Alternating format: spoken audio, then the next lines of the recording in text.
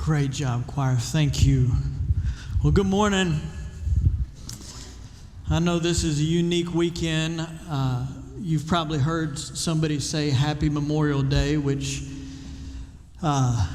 isn't actually the best way of kind of capturing the day or the weekend. We probably understand that they are well-meaning in how they express that, but this is a weekend of great remembrance if you have lived in this country for a while. I know my grandfather, who served in World War II in Italy, there was a day he set me down, and in fact, we were on the back porch on a swing, and he said, "Boy, I need you to understand that the flag doesn't fly because the wind blows it, but the flag flies because of families who sacrificed."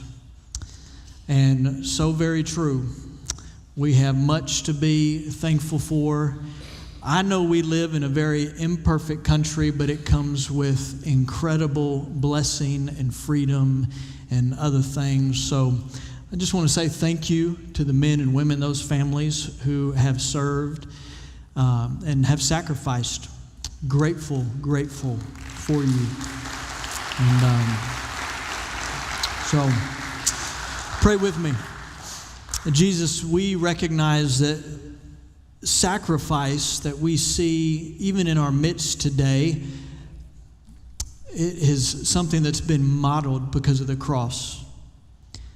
And so, Lord, would you help us to continue to make much of you as the one who sacrificed, who gave all, who killed death. And now that we who know you can rest in the hope that is found in your resurrection. Lord, would you help us this morning as we process hard questions? In your holy and your precious name, amen. Well, probably just about every other country has a Memorial Day of some sort, of some form. And in Bosnia, where we actually, in about 3 weeks, we have a team that will leave to go to Bosnia. And that's a trip that we usually go once or twice a year to Bosnia. We have a great family that is ministering well there. And a number of years ago, one of our very first trips to Bosnia, I was on that trip, and the intent of that trip was to develop some relationships with Muslims through a memorial bike ride. Now, I was riding quite a bit at the time, but this was 300 miles in 3 days. And it was from the western part of Bosnia to the eastern part. And it was just an incredible trip. You can see the more handsome of the group are kind of in the middle there. And but we ended up in a city called Srebrenica. And Srebrenica is where the Serbians would take every male over the age of 15 and tie their hands behind their back and shoot them and put them in a massive gravesite. Now, this was unknown at the time to the Bosnians, but a Navy pilot who actually lives here in Arlington flew over on a routine flyover, saw this mass gravesite, reported it, and international authorities began to step in. But during the 1990s, for about 4 years, what was known as the Balkan Wars between primarily Bosnia and Serbia, there was just incredible loss. Hundreds of thousands of people died. Millions displaced. Women, tens of thousands of women were taken to specific camps in order to be assaulted. Many of these crimes are still being prosecuted today in international court. And I've heard Bosnians say that the only explanation to the trauma and horrors that they saw is that God overslept. In Sarajevo, the Serbs had a stranglehold on the city for 1,443 days. During that 1,443 days, there was no heat, no electricity, no telephone. In fact, there were snipers that were perched. Where I'm standing taking this picture, there were snipers perched above this cemetery. And for those 1,443 days, those snipers, Serbian snipers, would attempt to pick off anybody who would leave their house for basic needs such as food and water. You can imagine the trauma. Every day, on average, 329 rocket-propelled grenades or mortars hit Sarajevo. In fact, if you go today, you can see modern spaces next to apartments and buildings that are still have mortar holes through them. In fact, just the concept of forgiveness for Bosnians is something that's hard for them to grasp. If you ask them to explain the idea of forgiveness, they're at a loss of words because of how much pain and hurt and trauma they have experienced. Well, used to be a joyous festival, the Summer Olympics, 1984, there was parts of Bosnia, Sarajevo in particular, where they had soccer games that now have become cemeteries. Similar to what the Assyrians did to the Israelites. After all the dust had settled, the Israelites had scattered all over the world, and the same is true for Bosnians because of this. And a well-documented question that many Bosnians still ask today was, where was God in all of this trauma? Where was God when it hurt the most? Now, your trauma may be very different than what was experienced in the Balkan Wars, and war is just messy regardless. There's never any winners in war. But there's always a lot of trauma, there's always a lot of pain and complex hurt, and you may have asked the same question. You know, where are you, God, when it hurts the most? You know, if you're following news this week, you see these natural disasters like southern Brazil where the floods came in and there are hundreds of people who have lost their life. Hundreds, thousands of families who are changed forever in that region of the world. All of us know somebody who's experienced just a freak accident, and you just don't know what to think about that. Cancer disrespects nobody. National Cancer Institute says that 40% of all Americans will get cancer, some form of cancer, throughout their lifetime. Sadly, over the last number of months, I've experienced and walked with families who have had a miscarriage. Hard loss. 15% of all women experience a miscarriage. Today, Memorial Day, as we think about the freedoms that we have, we hopefully recognize that the trauma and sacrifice that went into allowing us to experience those freedoms still is pervasive at some level. Most recently, the pandemic. At some level, everybody experienced trauma. Something hard, something painful. And then there's those senseless things that happen. Like Newtown, Connecticut and Sandy Hook Elementary School a number of years ago when a shooter walks in and takes 26 lives in an elementary school, or Virginia Tech where a shooter takes 32 lives. And you just go, God, where are you at in this space, and why is this happening? So where's God at when it hurts? Viktor Frankl says despair is suffering without meaning.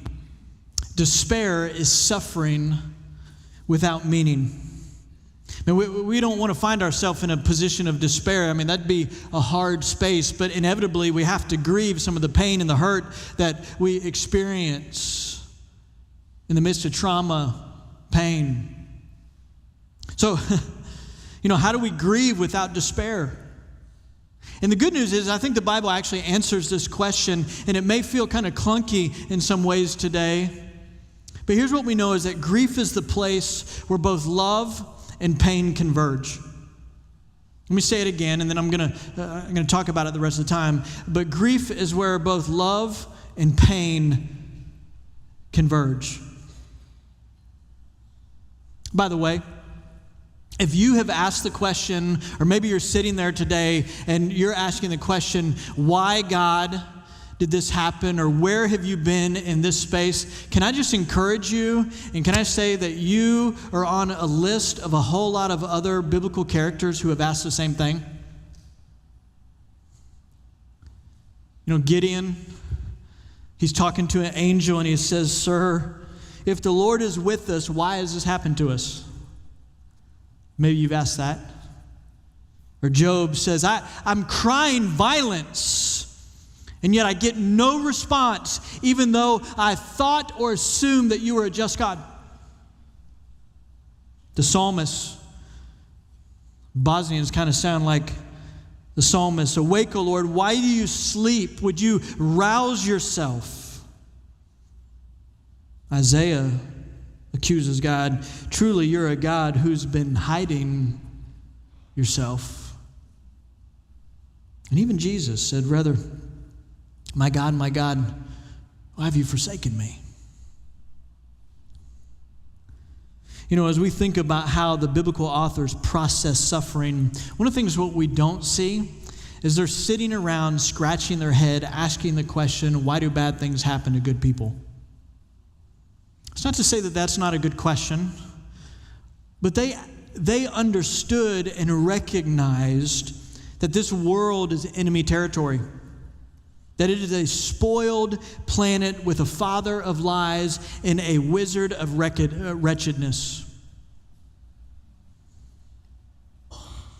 Rather, what we see with these biblical characters is they're protesting. They're protesting the why. And I would say that's actually a really healthy space for us to be in today if you find yourself protesting the why, or even asking God, where are you at in this space? So if you have your Bibles, I want you to turn to the book of Job. Some of you are like, I'm sure he's going to Job. You're right. You win. And we're going to start in chapter 1. We're going to go all the way through 42 today. Maverick game's not till 7, so I have y'all for a few hours. You get a day off tomorrow, hopefully. I'm joking. But let me just kind of refresh your memory a little bit about Job if you're not familiar with the story, and that is perfectly okay. But Job was considered a righteous and upright man. In fact, God says that he is the most righteous man in that region that he knows of. And Satan, who is the prince of darkness, the father of lies, he comes to God and he says, listen, the only reason why Job worships you is because you constantly reward him. And God says, I don't know that that's true. And Satan says, well, then let him suffer and let's see how he responds to you. So God allows this to happen. And here's where the reader, or if we're reading through this, we begin to ask the question, why? With the hopes that the book will answer the question, why? Now, I don't want to spoil it for you. Job doesn't answer the question why, neither does the Bible. But there's something of an invitation that is offered that's even better than answering the question of why. As if we would even have a settled heart if we knew the answer. But there are three questions that kind of come out of this discussion between Job and God initially. One is about God's character. Is he just in character? Secondly, the question of, does he rule strictly on the principle of justice all the time? And then the last one is, how do you explain Job's suffering? And so in 20 minutes, I'm going to answer all of those questions for you.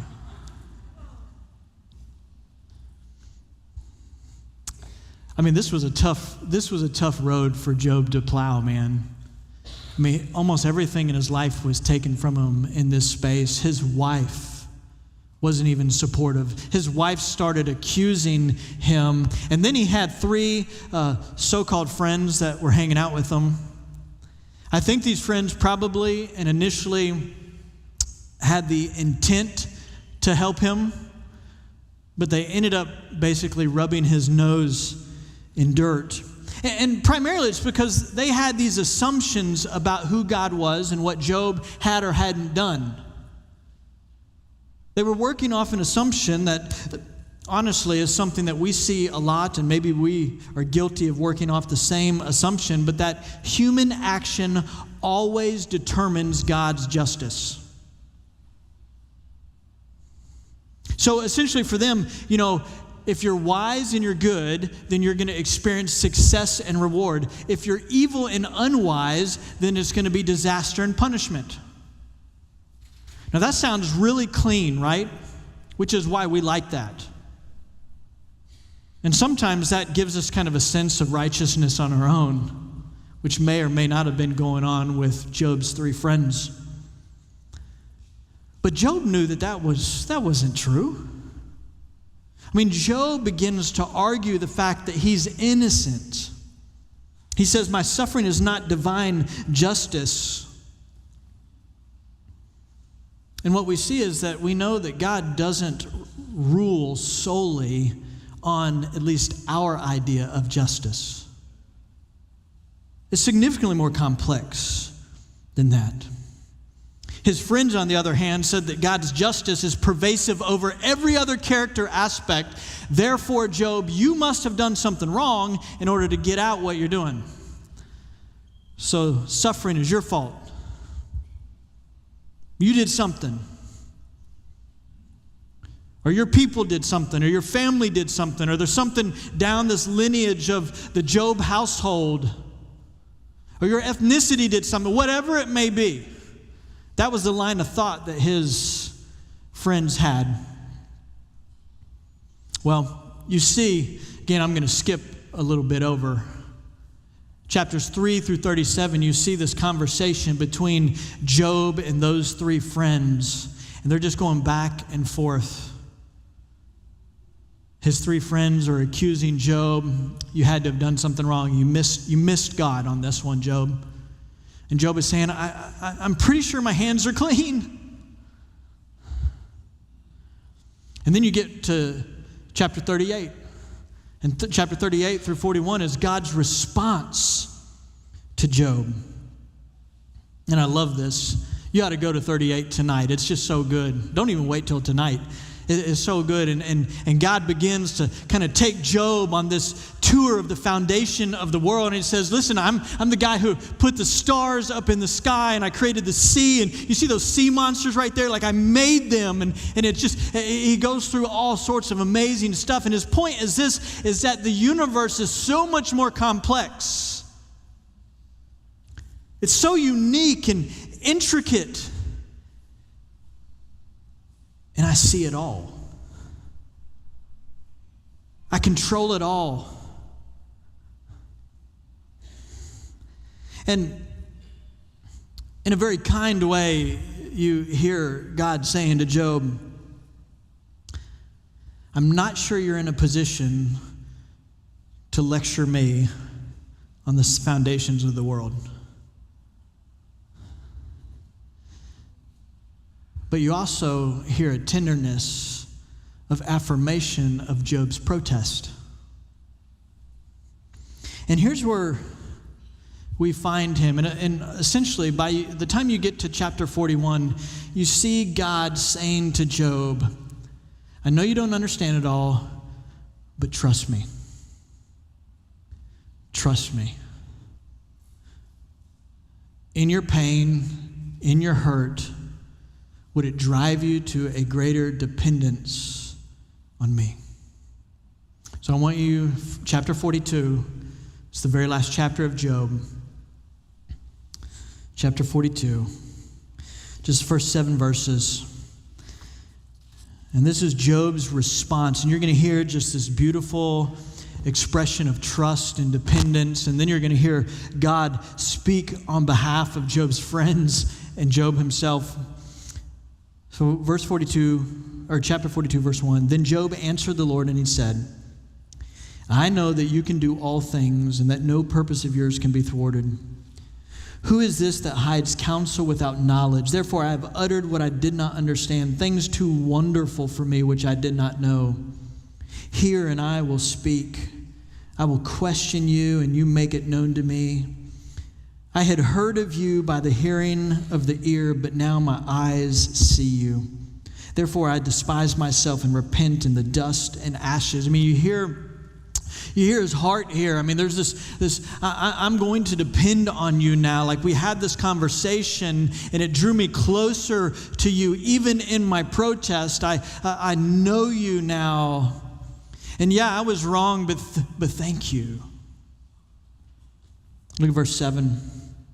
And after the Lord had spoken these words to Job, the Lord said to Eliphaz the Temanite, my anger burns against you and against your two friends, for you have not spoken of me what is right, as my servant Job has. Now, it doesn't say here that God was just kind of, a little upset with Eliphaz the Temanite and his two friends. It says that his anger was burning.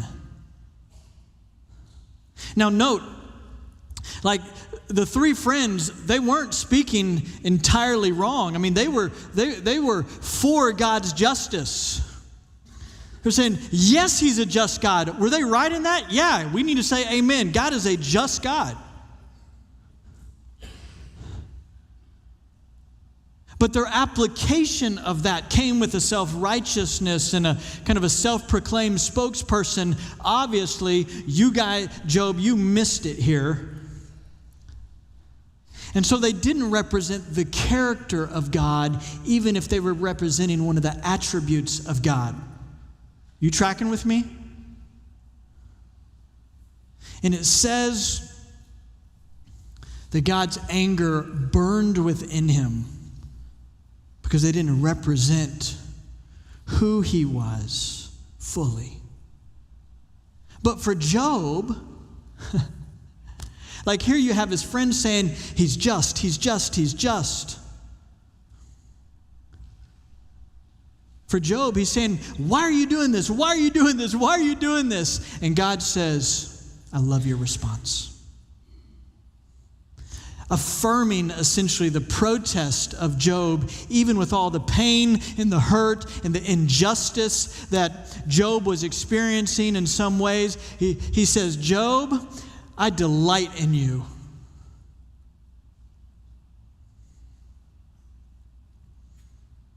And then you see this invitation of dependence. So again, look back at verse 7.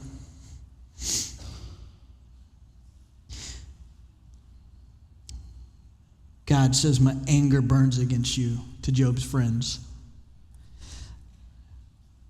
First thing we see is Job's friends they were wrong. Okay? Now, by the way, I think we might want to give on one hand, we want to give Job's friends a pass for a second. Okay? If we're honest, we probably can identify at some level with Job's friends that sometimes when somebody comes to you with something very difficult and very hard, you may not know how to respond. We may respond poorly, in fact. And I think we actually see, if you were to go back and read through chapters 3 through 37, you'd see Job was actually pretty merciful. Although he also protested their understanding of justice, he was pretty merciful to his friends, knowing that they weren't going to fully understand everything that he was experiencing. And I guess one thing that I would just encourage you, if you find yourself pressing into a community that's having a hard time understanding what is going on in your life, don't write them off. Job didn't write them off. He had grace. Now, on the other hand, his friends said some really dumb things. They had pithy and trite statements. It's kind of like, if you were going through the most difficult time in your life and somebody just shows up and says, God is sovereign. And that's true, but it's really unhelpful right now.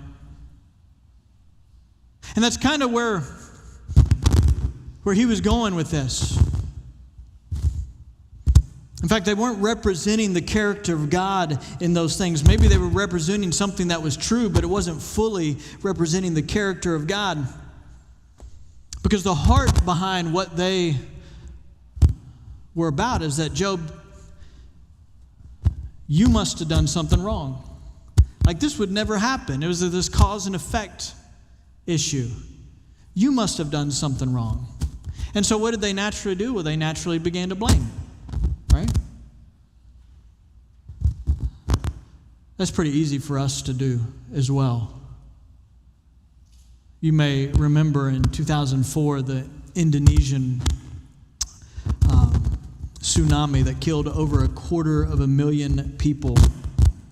Now what we know is that at the sea floor there was a megathrust that took place which created a giant wave that forced that tsunami onto the island of Indonesia, and what took 250,000 people. But you also had some televangelists that said it was God's wrath against a pagan nation that took them. I'm not sure how he knows that. God didn't disclose any of those type of things to Job. Seemed like a good time to do it. 9/11, when terrorists killed 3,000 people by crashing into the World Trade Center, a prominent fundamentalist in Virginia blamed it on abortionist feminists and the ACLU. All right. In Newtown, Connecticut, Sandy Hook Elementary School, 20 children are murdered at the hands of a shooter, and a well-known Christian personality, radio personality, attributed to God, who is allowing judgment to fall on America because of immorality.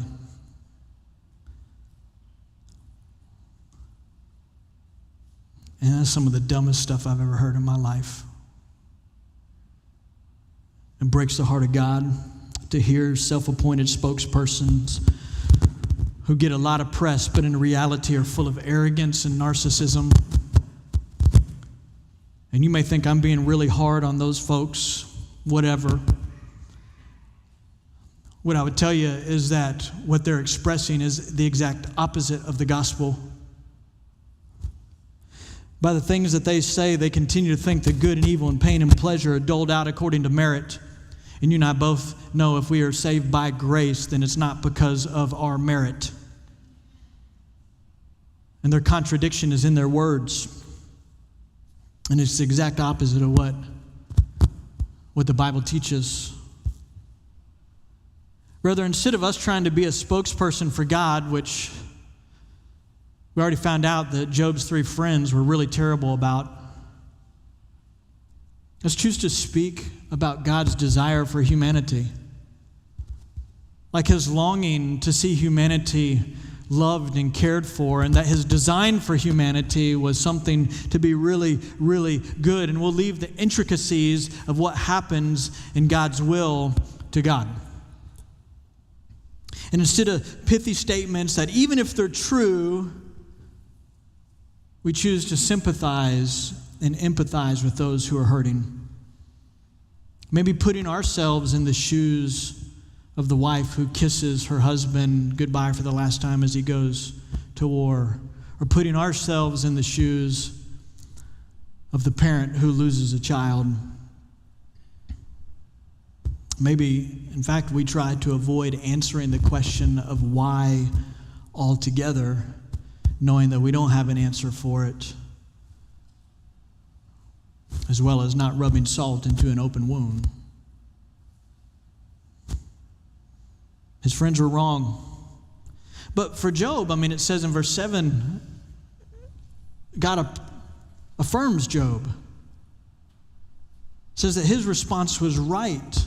His protest was right. His struggle, his honesty. It's not to say that everything Job said was right. It wasn't. We know that. But God is the one who affirms Job's response, his protest. Of course, what was happening to Job, what has happened to you, is awful. We live in a broken, inequitable, unfair world. And here's what we learn from this is that God actually expects protests from us. In fact, it would be unhealthy for us not to protest and just to assume that this is cause and effect. It would be unhealthy for us to be submissive to the brokenness of the world. Rather, it's in our protests that we actually are drawn closer to the Lord.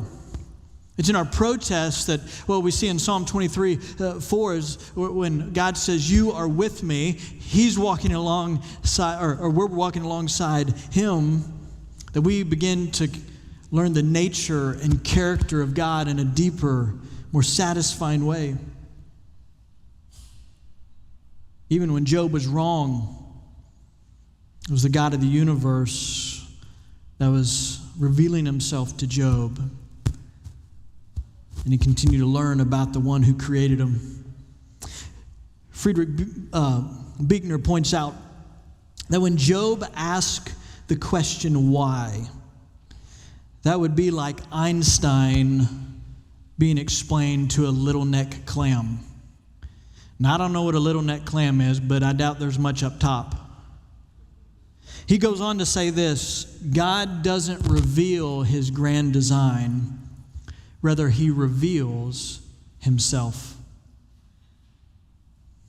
And what was happening in Job's protests is that God was revealing Himself to Job in such a way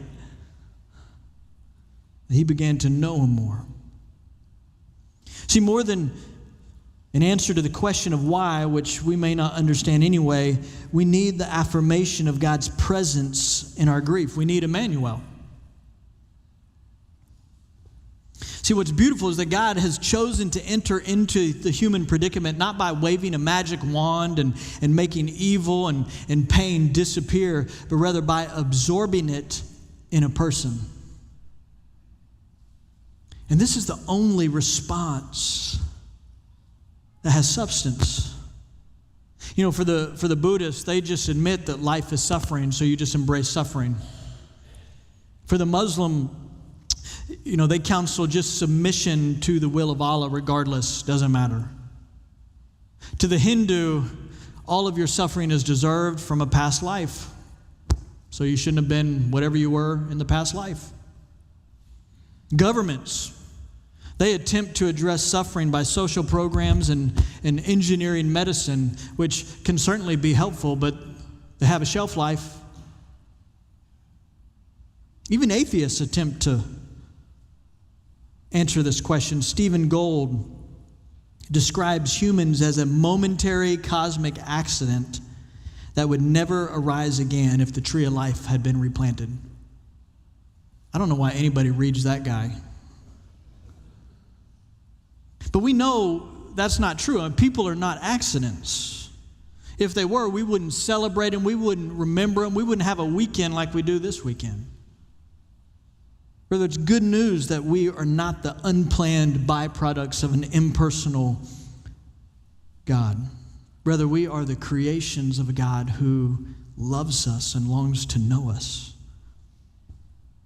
So the response by God was this: that the Word became flesh and dwelt among us.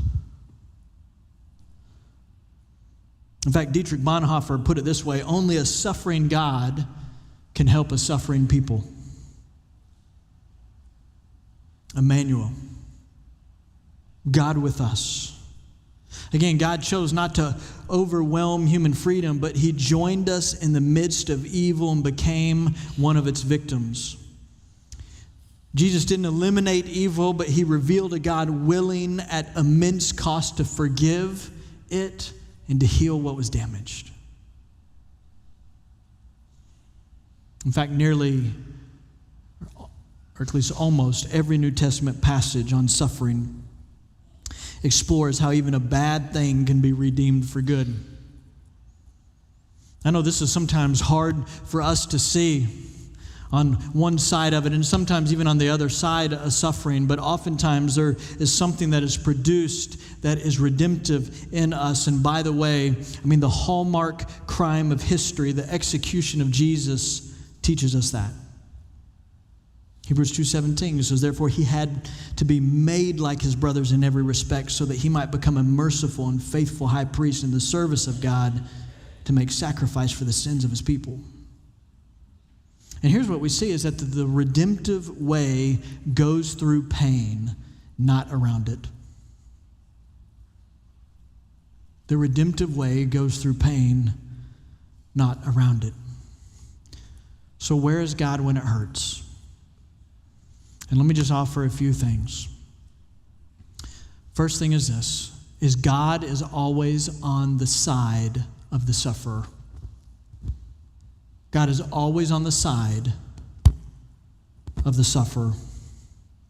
Think about, even when Jesus was, the disciples are watching this kind of play out in that last week of Jesus' life here on earth.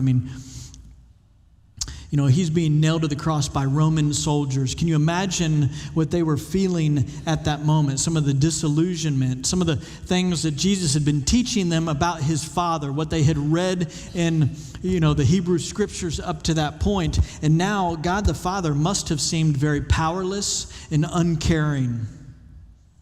Perhaps even felt a sense of abandonment, like Jesus did on the cross for a moment. And these aren't feelings that are unknown to you and me. You've experienced that at certain points. That powerlessness, that what feels like uncaring. And you're asking the question, where are you when it hurts? Now, 2020 vision, what we can see now is that God was turning an apparent defeat into a decisive victory. But again, God doesn't overwhelm human freedom to prevent evil. Rather, what some meant for evil, God redeemed for good. And by the way, I would even go so far, because we see this in Scripture, that even if suffering is a result of your personal choices, God ultimately wants you to experience his comfort.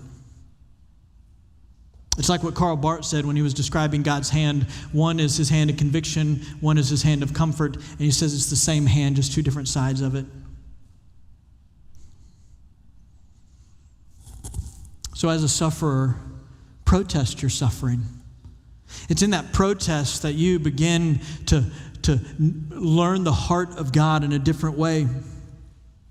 Protest the brokenness of the world, knowing that this is not what God has desired for us. Protest the unjust nature of humanity, knowing that God longs to redeem. But also note that in the midst of your protest, while we're often concerned with how things will turn out, God is concerned with how we'll turn out. It's in our protest that he's shaping us. He's shaping our heart. He's shaping our prayer life. He's cultivating a life of dependence upon him. And as we're crying out for God to do something for us, know this, that God prefers to work within and alongside us.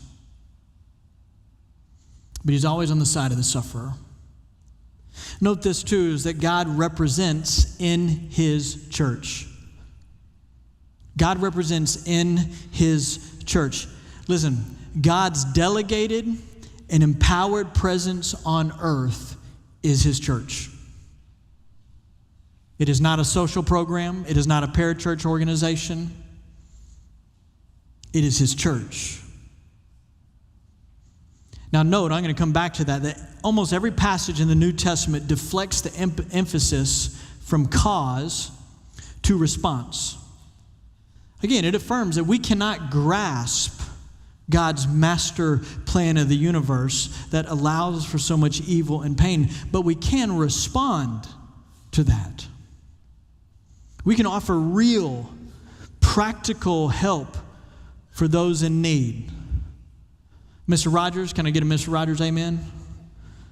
Good old Fred Rogers. This section right here, these two sections, they don't even remember who Mr. Rogers is, but everybody else does. We grew up with Mr. Rogers. Love me some Mr. Rogers. When he was a kid, he tells us that he would ask his mom, when there was tragedy or disaster, he would say, what should I do? And she would tell him, look for the helpers. Look for the helpers. Listen, the church ought to be the primary helpers. The church ought to be the primary helpers. So where is the church when it hurts? Are we offering trite and pithy statements and just kind of standing? Or are we actually engaging and stepping into that space, just the presence, and we're serving and we're loving? It may mean that we don't offer anything with our mouth, but rather that we choose just to be present and caring. And here's what we know. You know this well too, depending on your circumstance. Time rarely heals wounds, or at least until the saved reach eternity. But meanwhile, the church has a lot of work to do. Listen, suffering isolates, it batters self-image, it ravages hope. But a loving presence, a loving community addresses all of those things. I mean, every survey shows that a person who is connected with a caring church heals faster and heals better. Those known enemies of recovery from stress and guilt and anger and anxiety and loneliness, they're best defeated by a compassionate and caring church. And if the church does its job, it's not that people won't experience pain, but people don't torment themselves wondering where God is. And by the way, like we said earlier, I mean, Job's friends are an example of not loving well all the time. Let me say this: it is better to love awkwardly than to not love at all. It is better to love awkwardly than to not love at all. Because here's the risk that you run by not loving at all. You may say, I don't know what to do in that space. And so you step out just because you feel that it's awkward or you're uncomfortable with that. And what ends up happening is they don't feel heard or seen, and they get on an island all by themselves. And it is better for you to awkwardly love them so that they can still know. Maybe they didn't say it right, maybe they didn't do it right, but they feel seen and heard. They know somebody's there.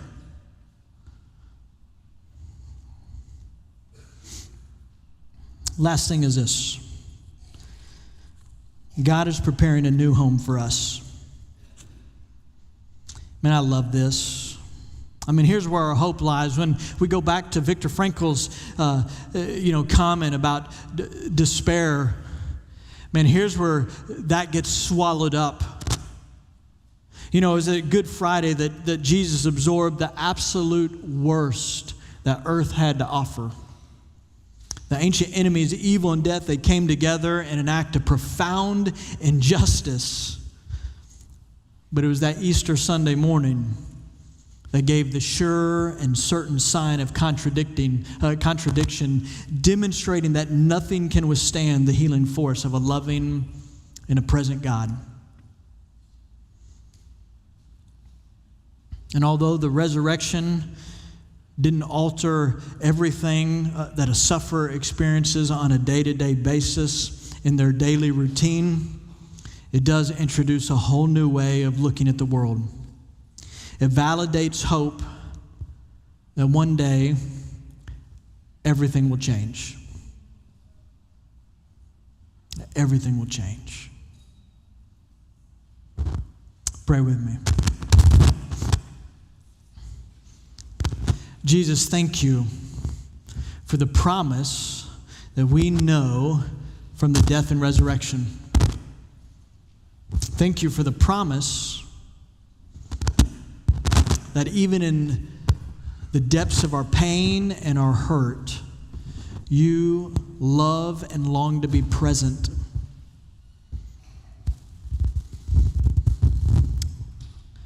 Thank you that we see the affirmation that even in our protest, you draw us close to you. So, Lord, thank you. In your holy and your precious name, amen. Let me ask you to stand, and as you stand, our staff is going to be here. And a couple things. One, man, if there's things in your life that are overwhelming, or that you just say, man, I could use a pick-me-up, I could use some prayer, man, we would love to walk with you. We would love to pray with you. We'd love to, if you would invite us into that space, we would love to walk alongside you as the hands and feet of Jesus. And maybe, too, that you don't know Jesus is King yet, and we would love to begin a conversation with you about the one who is the Comforter. Would you move? Would you move? Staff will be here waiting.